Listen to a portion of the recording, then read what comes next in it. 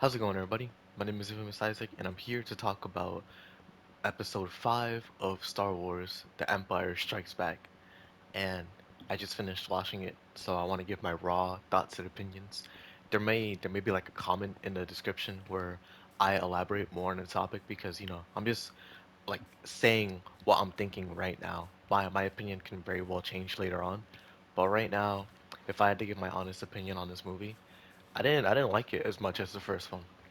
I enjoyed it two measures less than what I did from the beginning or the first movie. The first movie I gave it like an 8, I think, an 8.5 around there. This one, I'm gonna give it a 6, honestly. In overall enjoyment, for me, it was a 6. In quality, it was an increase wholeheartedly. The quality of the movie increased, as in like the CGI, the effects, the overall feel of the movie just feels better, if that makes any sense. The problems that I had with the CGI and the costumes and the lightsaber battles and all that is remedied a lot more in this movie than it was in the last one. I can say for certain that the only times I noticed the CGI kind of looking dated was in the beginning with Hoth, that planet, the ice planet, where the rebel base was located at for the beginning of this movie.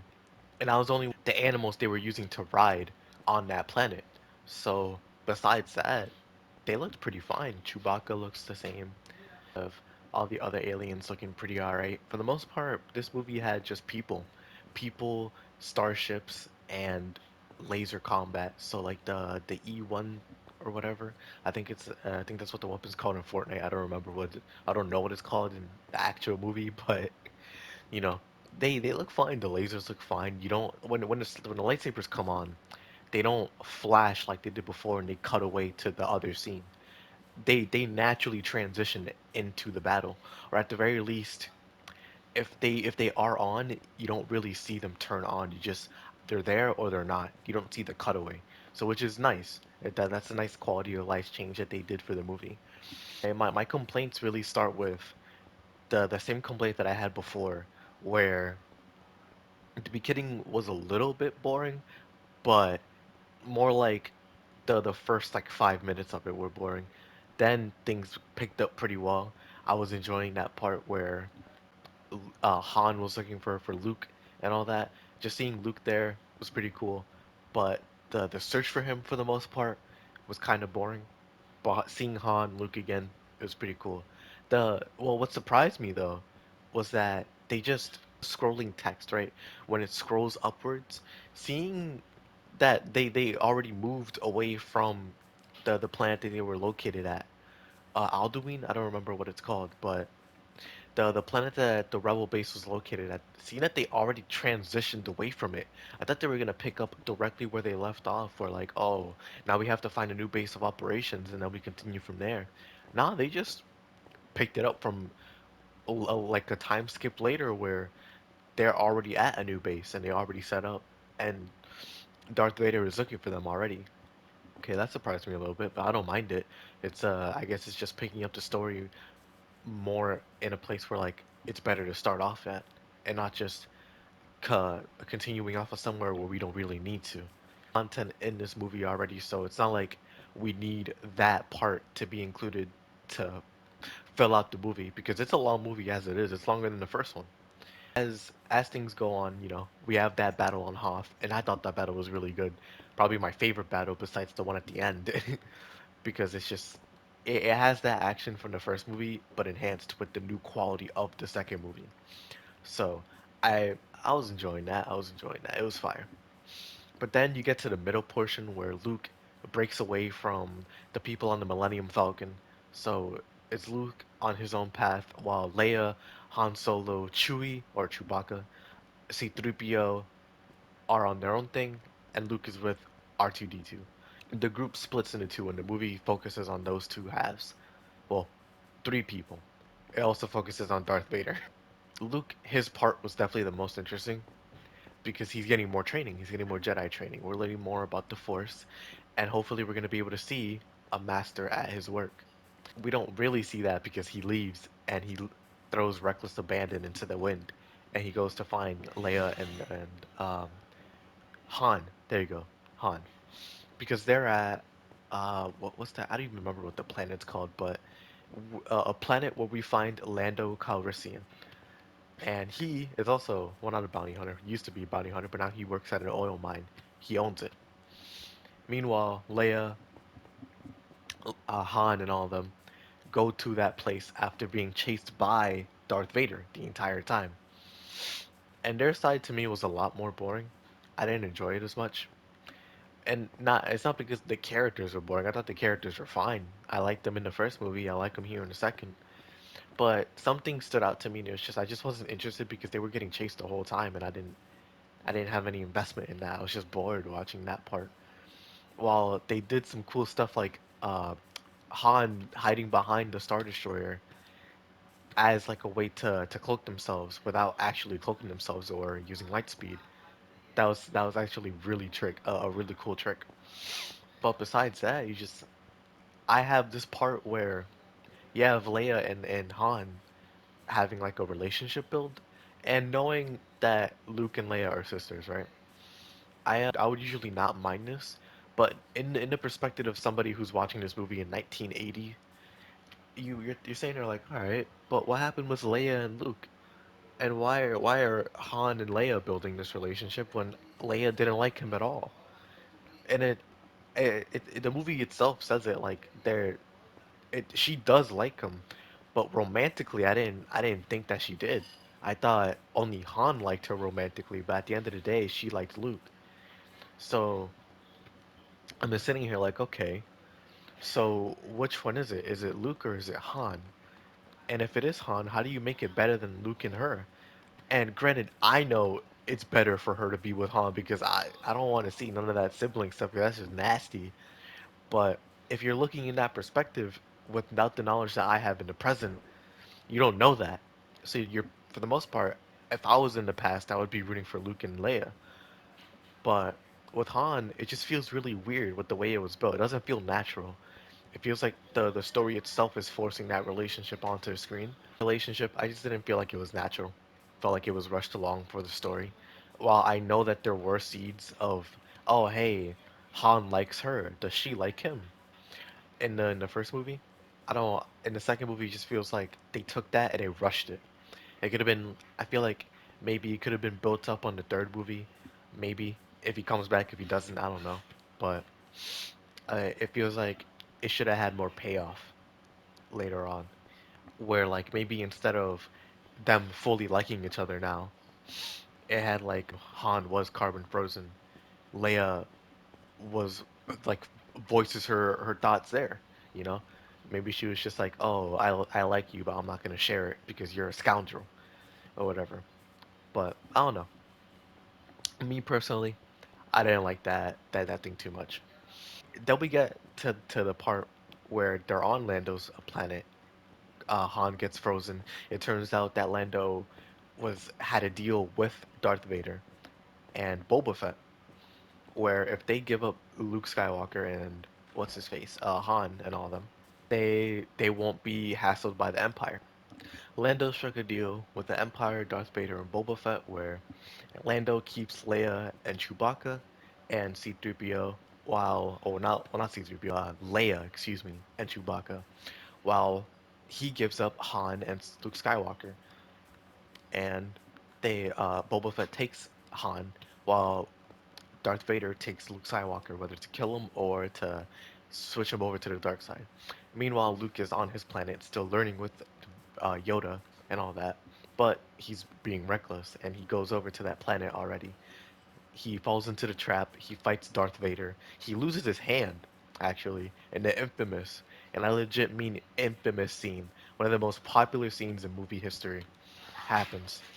Luke finds out that Darth Vader is Anakin Skywalker, aka his father. And that's where things get crazy. He falls into the bottomless pit below and he just hangs there waiting for Leia to come save him. He uses the Force to contact her, and she pays off. She does it. She finds him. They skirt off in the Millennium Falcon. R2D2 activates the hyperdrive because it was deactivated by the Empire, and they go to the rebellion. where they rendezvous at, where they were supposed to rendezvous at. And that's where the movie ends, where Lando and Chewie go to find Han and stop Boba Fett and Jabba the Hutt, and Leia and Luke are stuck with the rebellion, and we're waiting to see what happens with them. That's where it ends. And my problems for me were just seeing Leia and Han's side, because I just wasn't interested in it until they got to Lando's planet, because I recognized his name from hearing it before, but it just didn't interest me that much, their side. While Luke's side interests me completely. From the beginning of the movie where he was captured all the way until the end of the movie where he gets his arm put back on. All of his stuff interests me. Everything from his training all the way until his fight with Darth Vader and learning all that interested me. But Leia and Han didn't interest me that much. They just didn't hold their weight for me in this movie compared to the first one. But I think that's more me than it is the movie. But at the end of the day, this is my enjoyment of the movie. So I still have to talk about that. One thing I did like though was seeing Darth Vader and how much he was gravitated towards Luke, and whether it was because it was Anakin looking to care for his son, or if it was Darth Vader looking to use him for the Empire. I don't know, like whether it was him sweetening up the honey pot, or if it was just actually him being a father. I'd like to think that it was Anakin talking, but I wouldn't be surprised if it was Darth Vader looking to use him, because it would make sense, you know? He's manipulating him, using the dark side to will him over to him. Because Luke, I mean, if you're Anakin, you're gonna want your son because your son's gonna be as strong as you. So I wouldn't be surprised at all. But I'd like to think that a little bit of him is doing it because it's his son, that he would care for his son. The point where he would even give him mercy twice, where he's like, "Oh, the battle's over. It's useless to resist, and don't make me do this," and all that, saying lines like that, where it's just like, all right, would he do that for any other enemy? Like he definitely didn't do it to Obi-Wan, even though he was his master. But they don't have the best relationship. I know that for sure. I like to think that there's a little bit of them there. But overall, everything is improved in this movie. But even though it was improved, it didn't deliver for me in some parts. So I have to give it a six in terms of my enjoyment. If it was just strictly how much it improved, it's an eight still.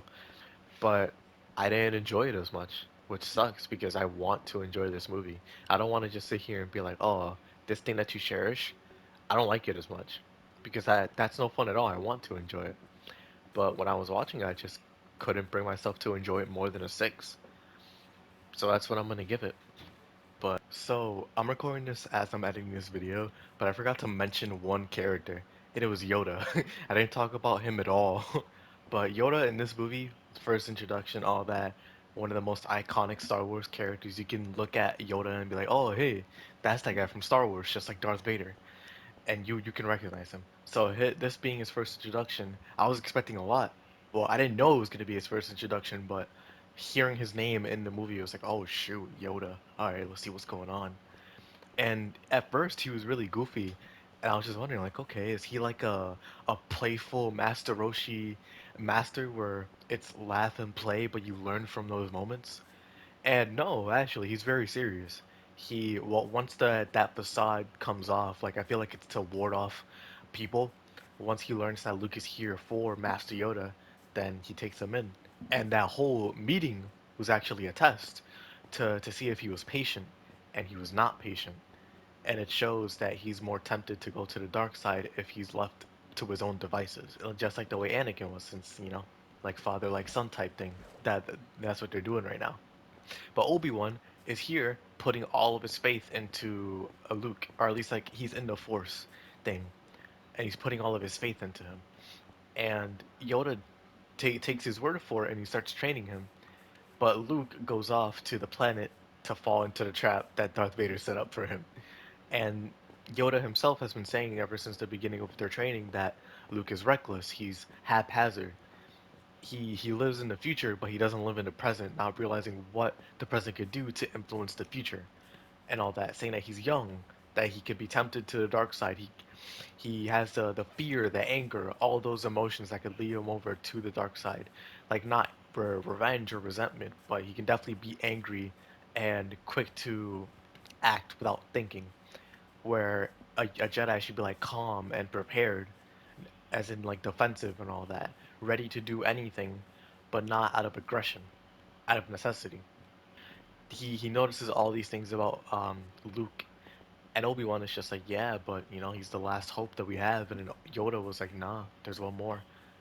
Which I'm wondering, like, okay, who is that one? Is it Leia? Is it Han? Is it Chewbacca, bro? Is Chewbacca a Jedi? Like, that'd be kind of fire.